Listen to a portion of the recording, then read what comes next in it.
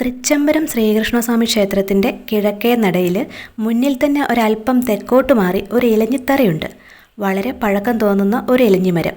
അതിൻ്റെ ചുവട്ടിൽ പൂക്കൾ വീണ് കിടപ്പുണ്ട്. പക്ഷെ ഒരൊറ്റ കായ് പോലും കാണാൻ കഴിയില്ല. ഇലഞ്ഞിമരത്തെക്കുറിച്ചുള്ള ഐതിഹ്യം ഇവിടെ ഒരു ബോർഡിൽ എഴുതി വച്ചിട്ടുമുണ്ട്. ആ കഥ എന്താണെന്നറിയാമോ? നൂറ്റാണ്ടുകൾക്ക് മുമ്പ് എടപ്പാളിനടുത്തുള്ള ആലങ്കോട് ദേശത്തു നിന്ന് ത്വക്കുരോഗം ബാധിച്ച് അവശനായ ഒരു സ്വാമിയാർ ഈ നടക്കൽ ഭജനമിരുന്ന് പ്രാർത്ഥിക്കാൻ വന്നു. ഇലഞ്ഞിത്തറയിൽ ഇരിക്കുമ്പോൾ കാറ്റ് വന്ന് ഇലഞ്ഞിക്കായകൾ ദേഹത്ത് വീണ് അദ്ദേഹത്തിന് വല്ലാതെ വേദനിച്ചു. അപ്പോൾ മനമുരുകി അദ്ദേഹം ചോദിച്ചു, ഭക്തവത്സല, വ്രണത്തിൽ മൂടിയ എന്നെ ഇങ്ങനെ വേദനിപ്പിക്കുന്നത് അവിടത്തേക്ക് കൂടുതൽ സന്തോഷമാണോ ഭഗവാനേ എന്ന്. ഭഗവാൻ ആ ഇലഞ്ഞിയെ ഇനി കായ്ക്കാതിരിക്കട്ടെ എന്ന് ശപിച്ചുവെന്നാണ് കഥ. പിന്നീട് സ്വാമിയാർ സുഖം പ്രാപിച്ചു. അതിനുശേഷം ആ ഇലഞ്ഞി പൂക്കാറുണ്ടെങ്കിലും അതിൽ കായ്കൾ ഉണ്ടാകാറില്ല. പ്രാചീനമായ ആ ഇലഞ്ഞിമരം പിന്നീട് നശിച്ചു. അതിനുശേഷം വെച്ച തൈയും വളർന്നു.